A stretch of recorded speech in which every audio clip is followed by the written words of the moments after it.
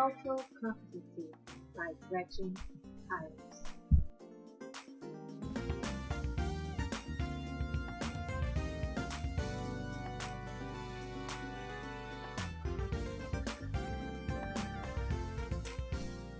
Hi, I'm Gretchen.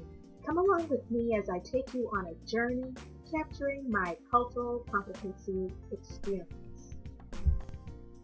Let's begin with the dominant and subordinate group analysis. When we begin to reference the terminology dominant and subordinate, it produces a psychological state of mind of superiority over a group valued as inferior, absent of privilege. During the course of my study, my position as a subordinate group member has been highlighted. There are three subordinate groups for which I am a member of, the first being a woman, an undeniable member of the target group. The second group revealed are people of color, and lastly, those that are deprived having meager resources, often being exploited or having to endure both racism and prejudice comes with having unfavorable social identities. However, if experienced for a duration of time, it becomes normal. Counterparts to the group aforementioned are dominant group members, including men, people of non-color, and the rich, receiving what is inconceivable to those considered of a lower degree. Let's talk about women in leadership, as I am a woman of the cloth. The experience of rejection regarding a leadership position is sobering. In religion, the male persuasion is preferred, and seemingly, the social identity of a woman is degrading and unworthy. I wasn't exactly born with a silver spoon in my mouth, but sometimes being a subordinate group member meant that you are deprived, having meager resources. The home that you see before you is a home that my parents had that was on the east side, although it's decrepit now, that it was not in the most influential neighborhood on the east side, but yet we were so proud to be homeowners. Living on the outskirts of the project, safety was still a concern. Unfavorable conditions, yes. Our socio-economic status was not in the place that we desired to be, but nonetheless, or believe it or not, I never even knew I was poor.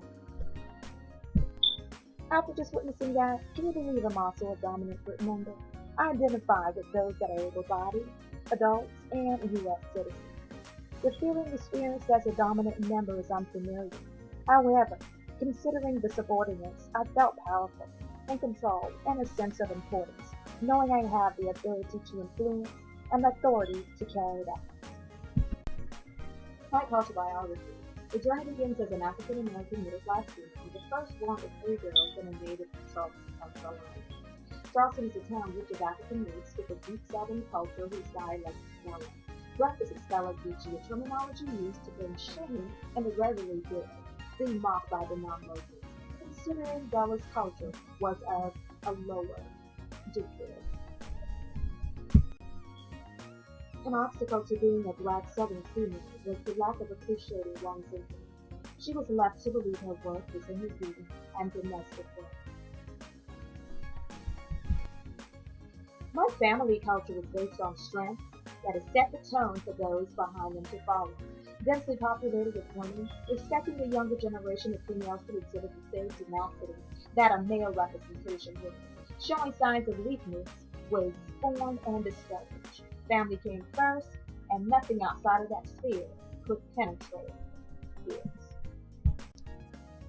A pivotal point in my life took place when I had to make the transition of no longer being married but becoming a widow. The dilemma of being a widow changed everything. Once a teen, known to serve the father. Having the shared responsibility of raising four children relieves the pressure and pain that comes with the journey of having to do it alone. Losing a spouse through death can be devastating and can't be compared to divorcing, as your partner's physical presence is gone forever. After the funeral, everyone went home. What was the point of the culture biography, one might ask? Well, as a social worker, I understand in order to move forward, I must first look back. It's important for me to do a self-reflection. It's important for me to familiarize myself with any type of biases or stereotypical ideas that I may have based on my morals, based on my values, and based on my beliefs. I must be flexible in my thinking in order to be successful in assisting clients from diverse backgrounds, understanding that things that I am accustomed to does not apply to everyone. Gretchen's cultural immersion. My first experience are the Native Americans. Mother Nature is sacred to Native Americans. It was expressed there was only one mother, and she gives herself freely. So give thanks to her. And when you have completed your visit with our mother, leave no trace. We all drink her water. We all breathe her air. There is only one mother we all have to share. We need to walk each son and daughter gently. Earth is our mother, and the sky is our father. I had the honor to speak with Kobe Soto, who was from Puerto Rico. It was alarming to know that Puerto Rico was in the hands of the United States still, a territory with no independence. One cannot help but to be sympathetic towards this great struggle and setbacks. As an African American woman with similar experiences of being invisible and supported it, provokes a degree of sympathy. Puerto Rico is a Caribbean island. It is a part of a very vast Latino community, receiving little to no recognition of its individuality. In hopes of diffusing learned misconceptions and in-depth study of this group's culture is needed.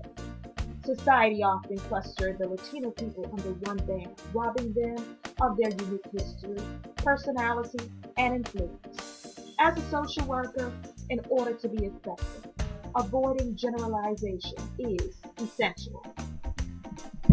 Magali Sylvain, a Haitian student, mentioned that she was in constant battle with her identity, as African Americans and European Americans saw them as being black. Haitian families transitioning into an African American culture is pretty easy, but ironically, this type of assimilation is not seen as favorable and is discouraged because of the negative stigmatization associated with the black community.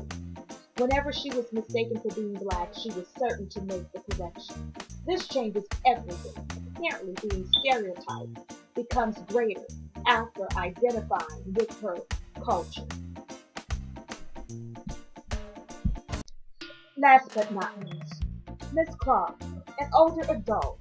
Embarking upon the unknown is always scary, she said. Even worse, being reminded what comes with the territory such as illness, memory loss, financial strain, loneliness, decreased physical ability, and more.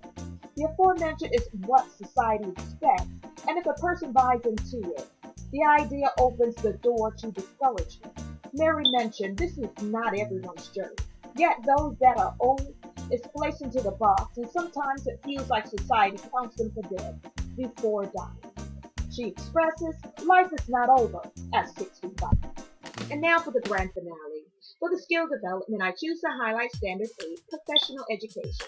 As a social worker, my journey of achieving an associate degree in social work began at Atlanta Metropolitan College under the instruction of Professor Todd, which was achieved in the year 2013. Presently, I attend the Andrew Young School of Policy at Georgia State University with the goal of graduating with a bachelor's degree in social work, taking various courses guided by the School of Social Work curriculum. Futuristically, I will continue to pursue a master's program at Georgia State to further cultivate my social work professional education. In closing, because of the experience of this cultural competency project, I obligate myself to the NASW Code of Ethics in the attempt to avoid discrimination and biases, which will be my focus. Therefore, promising to ensure cultural competency and the social work cultural competencies with cultural diverse groups and social and economic justice will be a continued effort. I will also continue to practice cultural sensitivity, knowing the similarity exists amongst cultures, and as a social worker, I must respect all differences. Thank you.